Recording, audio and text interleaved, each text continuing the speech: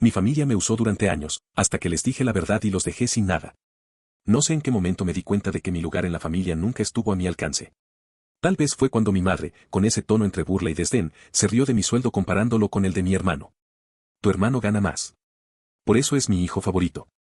Fueron sus palabras exactas, mientras mi papá asentía orgulloso, como si aquello fuera una verdad universal que yo debía aceptar sin rechistar.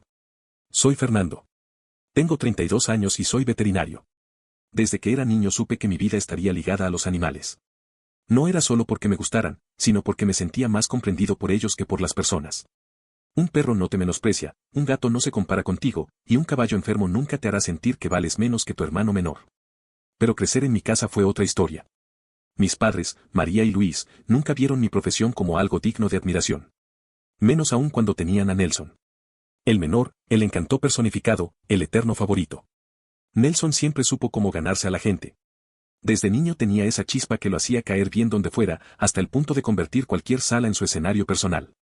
Mientras él se llevaba carcajadas y aplausos, yo pasaba horas encerrado en mi cuarto, imaginando un futuro donde pudiera ir a la universidad, tener mi título, hacer algo que realmente me importara. Yo era el serio, el reservado, el que hacía lo que debía. Él era el simpático, el que improvisaba, el que decía que algún día iba a ser famoso. Y aunque lo decía en tono de broma, mi madre lo repetía con fe, como si lo hubiera decretado con la boca. Siempre era, mira a tu hermano, Fernando. Tiene gracia. Tú deberías ser más como él. Pero no lo era. Ni quería serlo.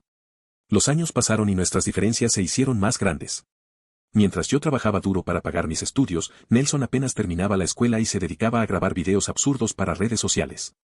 Al principio eran bromas pesadas, retos ridículos, tonterías callejeras. Decía que era cuestión de tiempo para que alguien importante lo notara. Mis padres, por supuesto, lo alentaban. Déjalo, Fernando, él tiene visión, decía mi madre cada vez que yo cuestionaba sus horas muertas frente a una cámara. Pero yo no tenía tiempo para visiones. Tenía 2 trabajos, una carrera universitaria que mantener y, además, era quien pagaba la mayoría de las cuentas de la casa. Luz, agua, gas, comida. Todo eso recaía en mis hombros, aunque yo fuera el hijo menor exitoso en potencia y yo, el que solo limpiaba caca de perro. Recuerdo una noche en particular. Llegué agotado, luego de 12 horas entre cirugías, consultas y emergencias. Al cruzar la puerta, lo primero que escuché fue a mi madre decir con desprecio: no entiendo cómo puedes estar orgulloso de un trabajo donde pasas el día limpiando heces de animalitos. La frase aún retumba en mi cabeza. Yo callaba. Y callé durante años. Hasta que la fama de Nelson explotó de la nada. Uno de sus videos se hizo viral, después otro, y luego otro. Pronto las marcas empezaron a contactarlo, los seguidores se multiplicaron, y de pronto el tipo que no pagaba ni el internet de la casa estaba ganando más en un mes que yo en un año. Fue entonces cuando mis padres coronaron a su rey. Con cada éxito de Nelson, mi nombre empezaba a desvanecerse en la casa. Mi papá lo miraba como si de verdad hubiera parido a un genio, como si todo lo que él hacía fuera digno de aplausos. Siempre supe que Nelson iba a ser alguien grande, repetía una y otra vez, como si esa frase lo hiciera partícipe del supuesto triunfo de mi hermano. Y claro, Nelson se lo creyó. Se paseaba por la casa con ropa de marca, celulares nuevos cada mes, invitaciones a eventos que mis padres mencionaban como si fueran premios Nobel.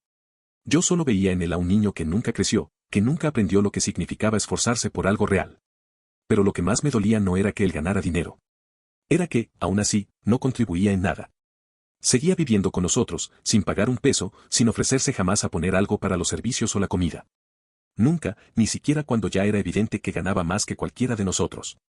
Una vez, cuando el mes fue especialmente difícil en la clínica, le pedí si podía ayudar con la cuenta de la luz. Pensé que sería lógico.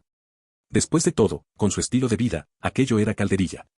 Nelson se rió en mi cara. No seas intenso, Fernando. Tú te las arreglas siempre.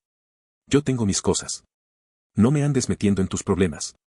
Mis padres estaban ahí, y lo escucharon. ¿Dijeron algo? No. Solo bajaron la mirada, como si preferían no ver lo evidente. Como si fuese normal que yo tuviera que sostener a toda la familia, incluyendo al ídolo de la casa. Hasta que un día mi mamá enfermó.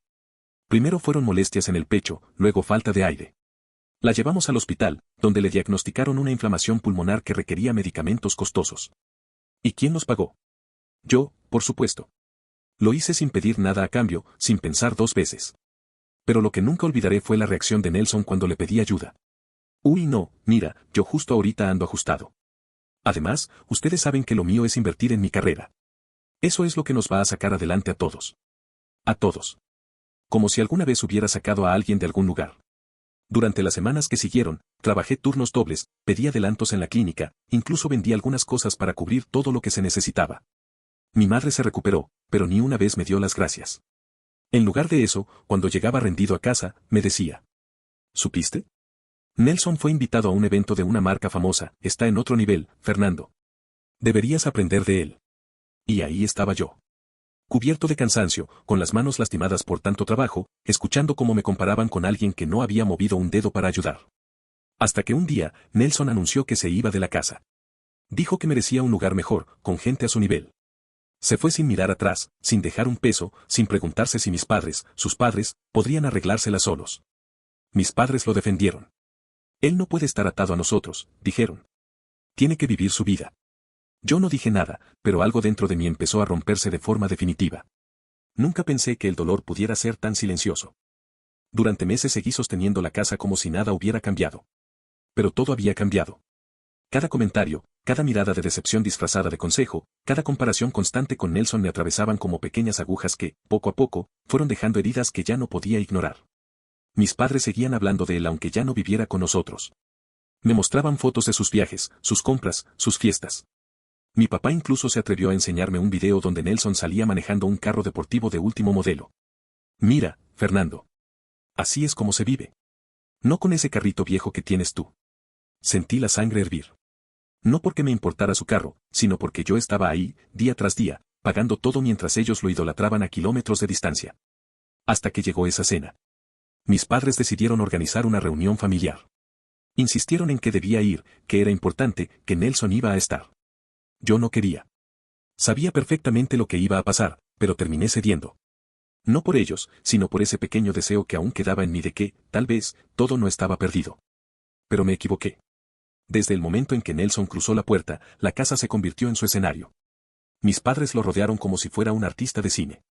Rieron con cada cosa que decía, le sirvieron primero, preguntaron por sus proyectos, escucharon embelesados cada anécdota. Yo solo estaba ahí, masticando mi comida en silencio, tratando de no explotar. Pero todo se fue a la mierda cuando mi madre me miró, con esa expresión que mezclaba lástima y desprecio, y dijo: Fernando, tu salario es una miseria al lado del de tu hermano, por eso él es mi hijo favorito. Mi papá lo confirmó con un gesto de orgullo. Nelson, en lugar de decir algo, se limitó a sonreír, disfrutando del espectáculo. Sentí como algo dentro de mí se rompía de forma irreversible. Me levanté de la mesa, temblando. No grité. No lloré. Solo dije la verdad que llevaba años guardando. Si tanto lo adoran, que sea su hijo de oro quien pague las cuentas. Desde hoy, yo no pago ni un peso más. El silencio fue brutal. Mi papá se puso rojo de la furia, mi mamá me miró como si la hubiera traicionado, y Nelson se tensó por primera vez en mucho tiempo. Intentó lavarse las manos, decir que él no era el responsable de nada. Pero esa vez, no lo permití. Recordé cada cuenta pagada, cada turno extra, cada medicina de mi madre que salió de mi bolsillo mientras él se gastaba todo en fiestas. Recordé cada insulto disfrazado de consejo. Cada vez que me hicieron sentir menos. Y así, sin más, agarré mi chaqueta, me levanté y me fui. La puerta cerrándose detrás de mí fue el sonido más liberador que escuché en años. Esa noche me fui con una mezcla de rabia y alivio. No sabía a dónde iba, pero por primera vez sentí que caminaba hacia algo mío. Algo real. Algo que no dependía de que me valoraran o no. La vida que había estado cargando sobre la espalda ya no era mi obligación. Y aunque dolía admitirlo, aquel dolor también era una forma de liberación. Pasaron 3 semanas desde que dejé la casa de mis padres. 3 semanas de silencio absoluto, donde ni una llamada ni un mensaje interrumpió mi vida.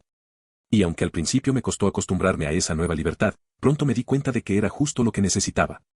Encontrar un lugar propio con mi salario de veterinario no fue sencillo, pero lo logré. Un pequeño apartamento de una habitación en un barrio tranquilo. No era lujoso ni grande, pero era mío. Por primera vez en años, todo lo que tenía dentro de esas 4 paredes me pertenecía. Cada cuenta que pagaba era por mí. Cada comida preparada, cada luz encendida, cada elección. Por primera vez, sentí que mi vida tenía espacio para crecer sin la sombra de comparaciones ni exigencias injustas. Entonces llegó la primera llamada. Era mi madre. Su voz ya no sonaba fuerte ni altiva. Era débil, casi suplicante. No hubo saludo ni disculpa. Solo escuché. Fernando, necesitamos hablar. Las facturas se están acumulando. No sabemos qué hacer. No sentí nada. O no lo que ella esperaba. Ni culpa, ni urgencia, ni siquiera tristeza. Solo un nudo frío en el pecho. Pregúntale a Nelson, respondí sin titubear. A tu hijo favorito. El silencio que siguió fue casi doloroso, como si al fin estuviera escuchando su propia historia desde el otro lado. Mi mamá murmuró algo sobre que Nelson ya no contestaba, que tenía sus propios problemas, que estaba demasiado ocupado.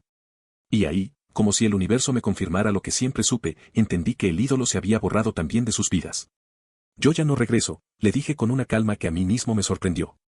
Durante años di todo, y lo único que recibí fueron burlas y comparaciones. Nelson tiene dinero, ¿no? Déjalo a él ser tu salvador. Ella insistió. Lloró. Usó la carta de somos tu familia. Pero ya no funcionaba. Habían gastado demasiado ese título como para pretender que todavía tuviera valor. Colgué. Y los bloqueé. La culpa no llegó. Lo que sí llegó fue una paz rara, nueva. Una especie de alivio que nunca creí que sentiría. Era como si el último hilo que aún me ataba a ese lugar finalmente se hubiera roto. Me concentré en lo mío. En mi vida. En comprarme una silla cómoda para trabajar desde casa, en pasear con Max, en permitirme lujos tan pequeños como un buen café o una tarde sin pensar en nadie más que en mí. Hasta Carla, la recepcionista de la clínica, lo notó. Te ves más ligero, ¿sabes?, me dijo un día mientras revisábamos los turnos. Y lo estaba. Un mes después, supe lo que había pasado. Mi primo me contó que mis padres finalmente habían sido desalojados. No habían podido pagar la renta. Nelson no ayudó, no mandó dinero, no devolvió llamadas. Vivían en un albergue, dependiendo del gobierno, sin el hijo que prometía sacarlos adelante, ni el que sí lo había hecho de verdad. Para mí, la noticia no fue motivo de celebración, pero tampoco de dolor. Fueron consecuencias. Consecuencias de tratarme como si fuera desechable mientras adoraban a alguien que solo los veía como escalones. Por su parte, Nelson siguió con su vida de lujos, viajes y publicaciones falsas. Pero aquella vez, algo era distinto. Ya nadie, ni siquiera mis padres, lo sostenía. Y yo, al fin, pude soltar. La vida siguió, y con el paso de los meses, el peso que me había acompañado durante tantos años empezó a desvanecerse. No fue de golpe, no fue simple. Pero cada día que despertaba sin el deber de rescatar a otros, me recordaba que había elegido un camino propio. Uno que no dependía de aplausos, ni de admiración obligada. Terminé un curso de cirugía veterinaria avanzada que llevaba meses postergando por falta de tiempo y energía. Y cuando lo completé, mi jefe me ofreció una promoción. No era el sueldo de un influencer famoso, pero era más que suficiente para vivir bien, ahorrar y hasta darme uno que otro gusto. Incluso me compré un auto nuevo. Un modelo sencillo, pero cómodo, seguro y perfecto para mis planes. Lo hice con mi dinero, con mi esfuerzo, sin deberle nada a nadie. Ese solo hecho fue una victoria silenciosa pero inmensa. Fue también en ese tiempo que conocí a Laura, una bióloga que trabajaba en un refugio para animales rescatados. Nos entendimos desde el principio. Hablábamos el mismo idioma, no solo el de las palabras, sino el de los valores, el respeto y los silencios que no cargan juicios. Laura veía en mí lo que siempre había estado, pero que yo mismo había olvidado, alguien valioso, completo, suficiente. Una noche, mientras Max dormía a mis pies, me senté en el balcón de mi apartamento con una cerveza fría en la mano. Las luces de la ciudad brillaban a lo lejos. El silencio no era vacío. Era paz. Pensé en mis padres, en Nelson. En lo que fue y en lo que ya no era. Sentí rabia, sí. Por los años que invertí tratando de ganar cariño donde solo había favoritismo y desprecio. Pero también sentí justicia. Porque por fin las cosas estaban en su lugar. Por fin entendía que querer a alguien no significa permitirle destruirte. No sé qué será de ellos.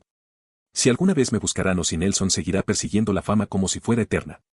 A estas alturas, ni me inquieta. Lo que sí sé es que yo encontré mi lugar. No fue con aplausos, ni reconocimiento público, ni lujos innecesarios. Fue en la vida sencilla, digna, honesta.